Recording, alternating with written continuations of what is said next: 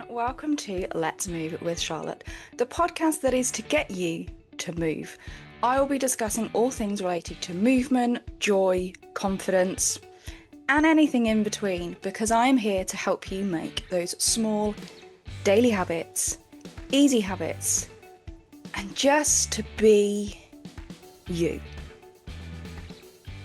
That's it. Just you. So, let's get on with the show. Hello and welcome back. So, at the time of recording this, the UK is going through another heat wave, and the room in the house I normally do these recordings from is way too hot, even with the fan on before I started recording. So you have got me from the sofa, hence the slightly different background. For those that watch the video version, it's probably not looking great. But for those of you that listen to audio only, you might also notice a bit of a difference that I haven't plugged the microphone in.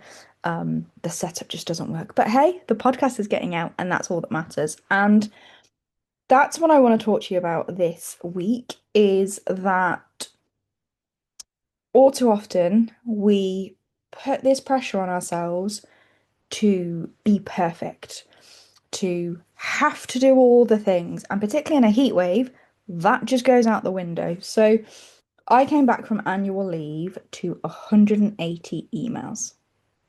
Now, some of that is because some of our key customers, they're now under me as their point of contact, so they now send me their orders. So some of those emails were purchase orders that, because we had new staff and other people still on holiday, those orders weren't covered.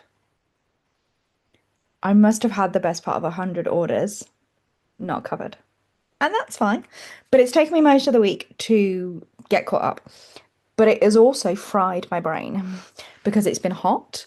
Trying to work out what did or didn't get done, where to prioritize, because it was like, well, I need to get the orders, but I need to answer the emails, and it was just all the thing. And with the heat, I was getting home and my brain was just like, I don't want to do anything else. I don't want to look at another screen. So I haven't. And I'm feeling a bit behind on some of the momentum that I was building, and then I've had to kind of give myself a talking to. A few people in accountability groups have given me a talking to and gone, you have a full-time job and you're running a business. That's not normal necessarily. Because remember, I'm changing the story on that actually there's nothing to say you can't have a successful business and a full-time job. You don't have to have one or the other. But my brain capacity, sorry, I just realize I'm waggling my legs as I get so passionate about this, but my brain capacity isn't the same as someone that's doing their business full time in heat. So I'm not going to be able to do everything all the time. So I need to give myself grace that actually it's hot. Yeah, just take the time. So I've done the holiday washing, isn't put away yet. But I've done the holiday washing. That's done.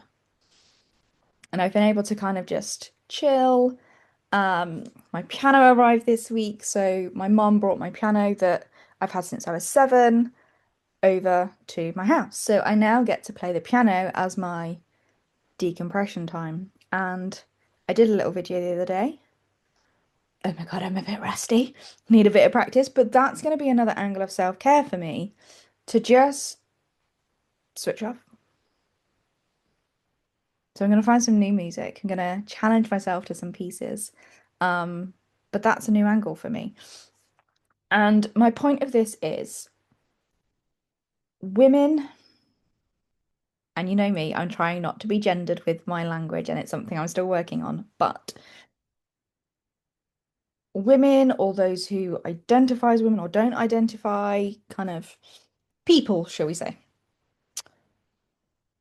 put this pressure on ourselves to, oh, I need to get healthier, if I was a little bit slimmer, if I was this, that, or the other, if I went to the gym, and they put all this thing and they make it bigger than it needs to be. So it doesn't happen because the brain goes, nope, don't want to do that. That's expensive. That's going to take extra time. I'm going to need all this extra equipment. I've got to sign up to a monthly membership and blah, blah, blah, blah, blah. And all the excuses come out. And that's why my movement sessions are low cost. are done from home. Yes, they will clash with bedtimes for some people, but you've got lifetime replay because life happens and you get to just be. You get 30 minutes to put you first and breathe. Respond however feels good for you. And just take that moment for you because you're probably mum, wife, partner, carer, working, looking after the kids, doing all the running around. You're doing everything for everyone else, but where's you? So, getting fitter and healthier, again, whatever that means for you, because we don't all need to be size zero. One, that's not sustainable. Um, we don't all need to be size 10. There is nothing wrong with being a size 20 or more. If that feels good for you, if you want to get less than that, then great. But it's whatever feels good for you. It doesn't have to cost you a fortune. It doesn't have to take a lot of time, and it actually doesn't need any equipment. You have all the equipment you need in you. Body weight, move. And this is why I am definitely going to be doing more videos on my socials of things like having a boogie whilst doing the washing up, making household chores fun to get your movement in, build your cardio, kind of get your heart rate going, which will burn some calories. And it'll make you feel good. Hence why I've called my classes Feel Good Movement, because my goal is, as much as there isn't a set outcome for them, the goal is you'll feel good by the end of it. And if you don't, there's something wrong. As I've shared on our previous podcast and on my socials, an attendee of the free workshop said it was a lifesaver. Helped their anxiousness for a very stressful week, and it helps them calm into a stressful week. Nothing about exercising, getting healthy. It was just about, oh my God, this week is intense for me. There's a lot going on, and I just need a moment. That was their moment to become a duck on water, as we like to say. So it's been a good reminder for me this week, having a bit of a frazzled week, to go, okay, if this is how you're feeling, how am I undoing that for me? And how am I sharing that with people? Because I'm bringing people on that journey and helping them see that there is an alternative. It doesn't have to be gym classes. It doesn't have to be a hot and sweaty whatever. It doesn't have to be going on a ridiculous bike ride or whatever.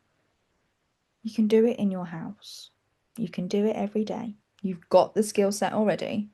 I'm just guiding you and reminding you. There is a potential membership that's going to come with this movement thing, seeing how it evolves. But ultimately, it's helping you find a way that works for you without the pressure to perform, to be perfect. Like the last movement session, I had one lady do it sat down, but her feet were tapping away. And she didn't think I could see, but I could tell. I could tell by her body language that her feet were responding. And just by her listening to the music, I could sense a difference in her. So you don't even have to be standing. If you are someone that has movement limitations without needing aids, chair-based. Got arms and got our legs. I don't have to be working at the same time. You can still get the benefit wiggling your bum on a seat. Try it. Not just hold the laptop, but try it. Wiggle your bum on your seat. You never know. Maybe that's a new thing. Bum wiggle classes. That's a whole other, yeah. But it is, it's just that it's okay. But yeah, you need to put you first. You need to put you first. So, if you haven't listened to a previous episode where I said if I'd only got 10 minutes, go back and listen to that one because I share some really good tips in there of if I'd literally got 10 minutes a day, how can I do something? And that's essentially what this is. This needs to become part of your day, not an extra thing to do. Because if it's an extra thing to do, it won't happen. But there is a catch-22 of you've also got to make a priority over it. So I'm now rambling away. But the point is, I see you. I am also you. And I get it. I completely get it. But we're going to change things. So enjoy the heat whilst you can and if you can. Keep your fluids up. Again, listen to my previous episode of how to survive a heat wave. So keep your fluids up. Water on your vein points. So by cooling them, it cools your internal temperature, which then makes you feel less hot. So if you get either cold cloth to sit on them, or just run them under the cold tap for a bit, that'll help cool your internal temperature. Good tip. Stick your feet in some water. Again, cools your internal temperature. Anything you can do that will cool your internal temperature makes you feel less hot. And be kinder to yourself. Us Brits weren't designed for 35-degree weather with no aircon or anything. It's completely different when you're on holiday. You've got a pool to jump into and you've got aircon. We don't have aircon. We have fans or windows. And then all the flies come in. So be kind to yourself. And it's okay. And if you need some help, drop me a message. Until next time, let's move. You've been listening to Let's Move with Charlotte. If you've enjoyed this, hit the follow button and subscribe. If you want to know more about what I'm up to, come and find me online. The details are all in the show notes.